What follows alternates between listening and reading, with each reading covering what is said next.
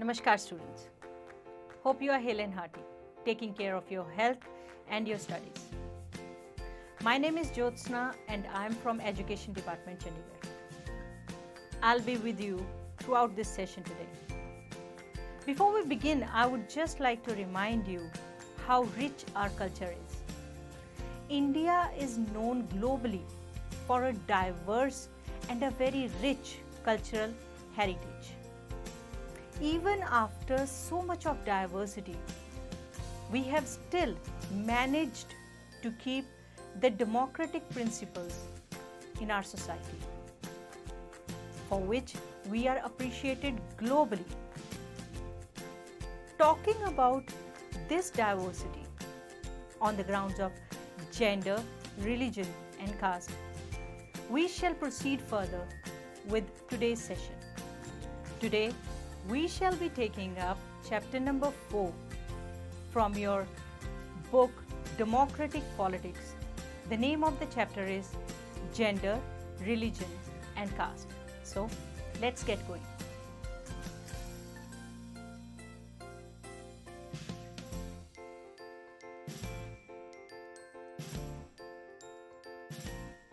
Gender, Religion and Caste. In the previous chapter, we noted that the existence of social diversity does not threaten democracy. In this chapter, we apply this idea to the practice of democracy in India. We look at 3 kinds of social differences that can take the form of social divisions and inequalities. These are social differences based on gender, religion, and caste. The gender division tends to be understood as natural and unchangeable. It is not based on biology but on social expectations and stereotypes. Let's take up the public and the private division.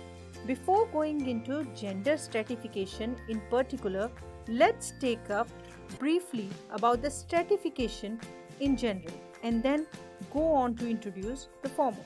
The term stratification is considered to be synonymous to inequality. It refers to a system of ranking or hierarchical division of society. Any system of hierarchy in a particular society owes its origin to many things ranging from heredity, as in case of caste in India, economic background, class, to socially created norms relating to gender and power mainly. Stratification is universal since it is found in every society from primitive to the modern, and it is not confined only to societies with private property. But yes, the criteria of this stratification changes with the emergence of private property. Stratification thus starts as a process of physical and biological, along with the natural differences among human beings, and culminates as gender, racial, caste, ethnic, and class divisions in society.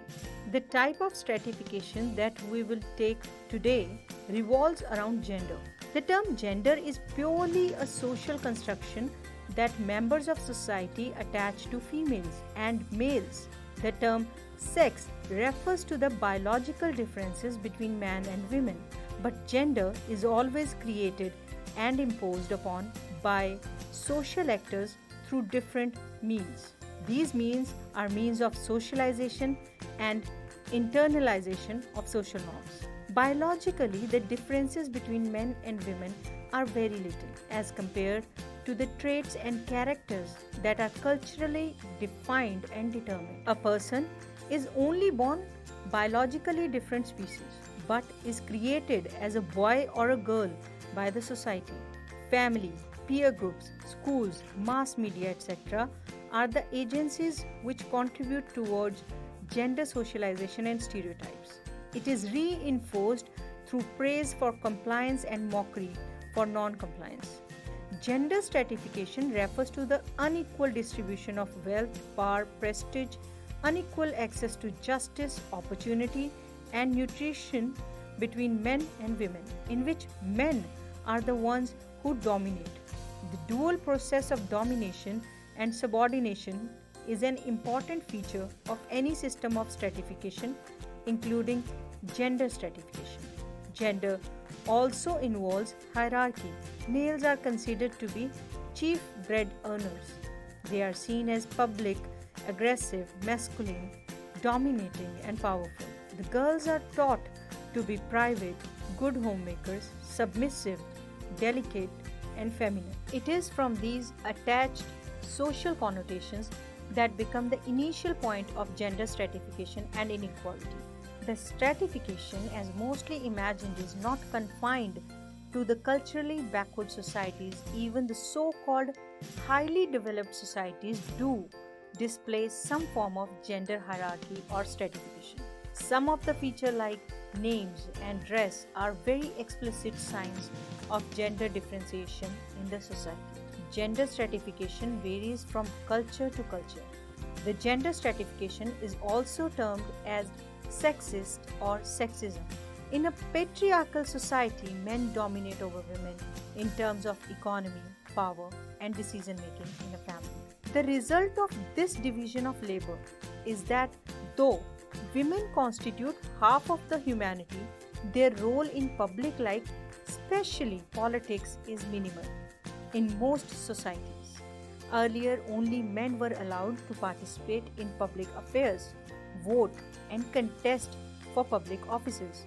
Gradually, the gender issues were raised in politics. It demanded to enhance the political and legal status of women and improve their educational and career opportunities. The movements which were raised by women to get equality in personal and family life are called feminist movements. Patriarchal society, women face disadvantage, discrimination, and oppression in various ways. As for example, if we take the literacy rate among women is only 54% compared with 76% among men. On an average, an Indian woman works 1 hour more than an average man every day, and yet much of her work is not paid. The Equal Remuneration Act 1976 provides that equal wages should be paid to equal work. In India, sex selective abortion led to decline in child sex ratio, number of girl children per 1,000 boys. Urban areas have become particularly unsafe for women. Women's political representation. Issues related to women are not given adequate attention.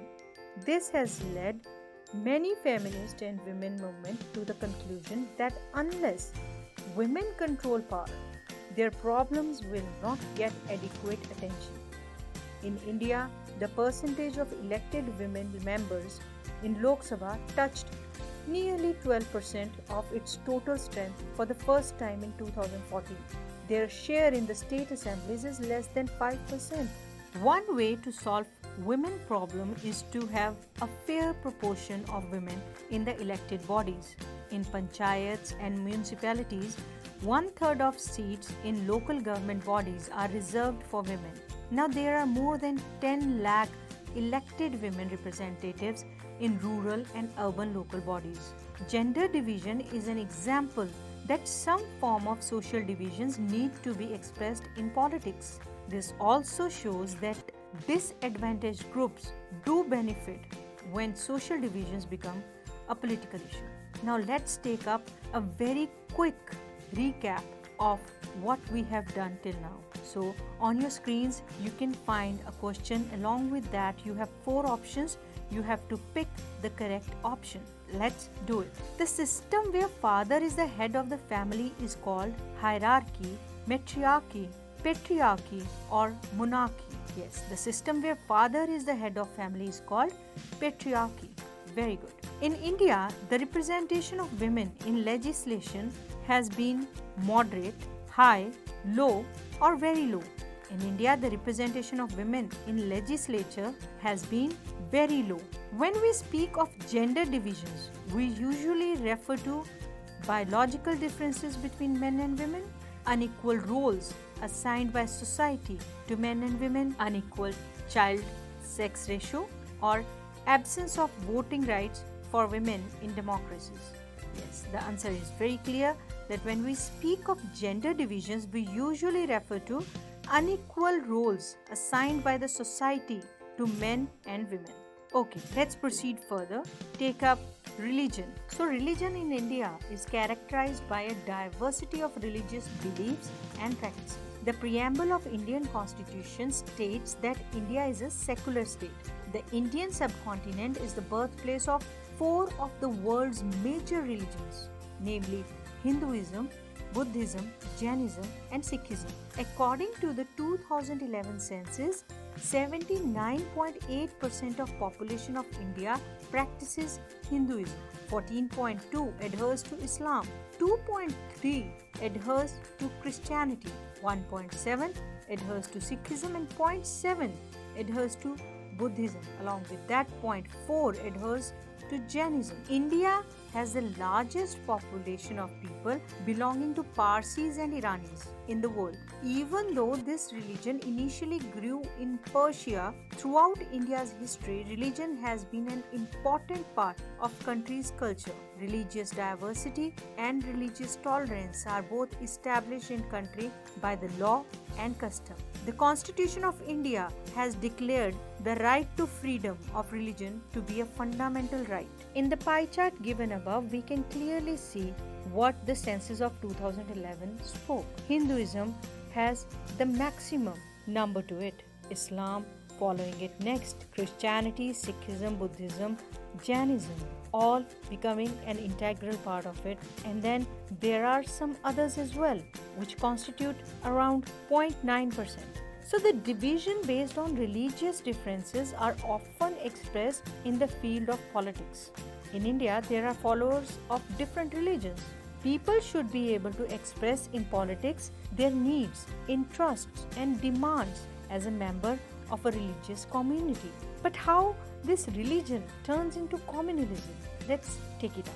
So, we'll take it up. Communalism. The use of religion in politics is called communal politics. When beliefs of one religion are represented as superior to those of other religions, it is called communalism. When the demand of one religious group are formed in opposition to another, again a part of communal politics. When state power is used to establish the domination of one religious group over the rest, again becomes communal. Communalism can take various forms in politics as we talk about now. Like for the very first, the most common expression of communalism is in everyday beliefs. It involves religious prejudices, stereotypes of religious communities, and belief in the superiority of one's religion over the others.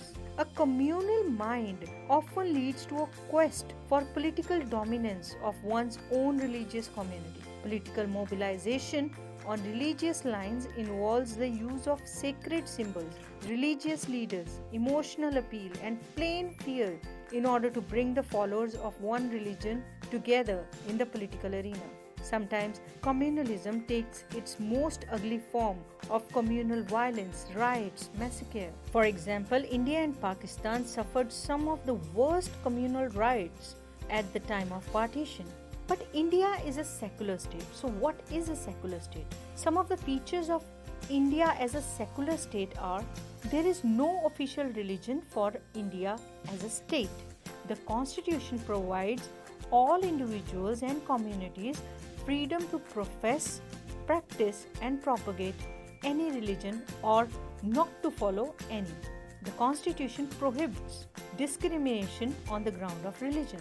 The Constitution allows the state to intervene in the matters of religion in order to ensure equality within religious communities. For example, it bans untouchability. Let's have a quick revision of this portion as well. So, which of these is true about the most ugly form of communalism? Communal violence, riots, or massacre? The fourth option is all the above. So, which of these is true about the most ugly form of communalism? Communal violence, riots, massacre, or all the above? Communalism has all the above traits to it. It has communal violence, riots, and massacre. Moving on, the distinguished feature of communalism is followers of a particular religion must belong to one community. Communalism leads to the belief that people belonging to different religions can live as equal citizens within one nation. A communal mind does not lead to quest for political dominance of one's own religious community. A secular constitution is sufficient to combat communalism. So the distinguished feature of communalism is that followers of particular religion must belong to one community. It is a very fanatic phenomenon. What is the percentage of Hindus in India as per 2011 census? Is it 14.2, 79.8, 90 or 91? 79.8 is the correct answer. Alright, from here we move on to caste and politics. Caste and politics both have some positive and some negative aspects. Let's look at them. First of all, let's take up the caste inequalities in India. In most societies, occupations are passed on from one generation to another. Caste system is an extreme form of this. In this system, members of the same caste, the group, were supposed to form a social community that practiced the same or similar occupation, married within the caste group, and did not eat with members from the other caste groups. With economic development, large-scale urbanization, growth of literacy and education, occupational mobility, and the weakening of position of landlords in the villages, the old notions of caste hierarchy are breaking down. The Constitution of India also prohibits any caste-based discrimination and laid down the foundation of policy to reverse the injustice of the caste system. So how this caste plays a role in politics? Caste can take various forms in politics. When parties choose their candidate or when governments are formed, political parties usually take care that representatives of different caste and tribe find a place in it.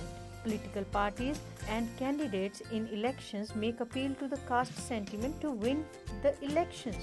To gain support, political parties raise caste-based issues during elections to get political support, as one man, one vote system or a universal adult franchise has made the voter very powerful. Political parties have made people belonging to lower caste conscious about their rights to vote and their power. During election, caste matters, but it is not everything. There are many other factors that impact the elections. People's assessment of the performance of the government and the popularity rating of the leaders are considered during the elections. So let's have a close look at these points. Candidates and parties need to win the confidence of more than one caste and community to win elections. No party wins the votes of all the voters of a caste or a community. Some voters have more than one candidate from their caste, while many voters have no candidate from their caste. The ruling party and the sitting MP or MLA keeps changing whenever fresh elections take place. Politics in caste. Politics also influence the caste system, and caste identifies by bringing them into the political arena. Here are a few points that support this. Each caste group tries to become bigger by incorporating within its neighboring caste or subcastes. Various caste groups are formed with other castes or communities, and then they enter into a dialogue and negotiation. New kind of caste groups have come up in the political arena, like backward and the forward classes. Thus, caste plays different kind of role in politics. In some cases, caste divisions lead to tension, conflict, and even violence. Even after so much of diversity, the Constitution of India stands by its citizens to give them an equal and a just atmosphere. And that is the soul of democratic constitution, or a democratic form of government our country has. So let's have a quick glance at what we have done till now. So you have a question on your screen. Along with that, you have 4 options. Let's see. What is leading to the breakdown of caste hierarchy? Is it large-scale urbanization, growth of literacy and education, occupational mobility, or all of the above. So, it is all of these factors that break down the caste hierarchy. Moving on, what steps are taken to provide representation to women in panchayats and municipalities? Is it reservation for election to half of the seats for women, appointment of 1/3 women members, reservation for election to 1/3 of seats for women, or none of the above? So it is the reservation for election to 1/3 of the seats for women. Which among the following statement about India's constitution is wrong? It prohibits discrimination on grounds of religion. It gives official status to one religion. It provides all individuals freedom to profess any religion, ensures equality of citizens within religious communities. So, India giving official status to any one religion is totally wrong. With this, we come to the end of this video. I hope it was an enriching experience for you. We'll be back with many more videos. Till then, stay safe, stay healthy, and keep studying. Namaskar.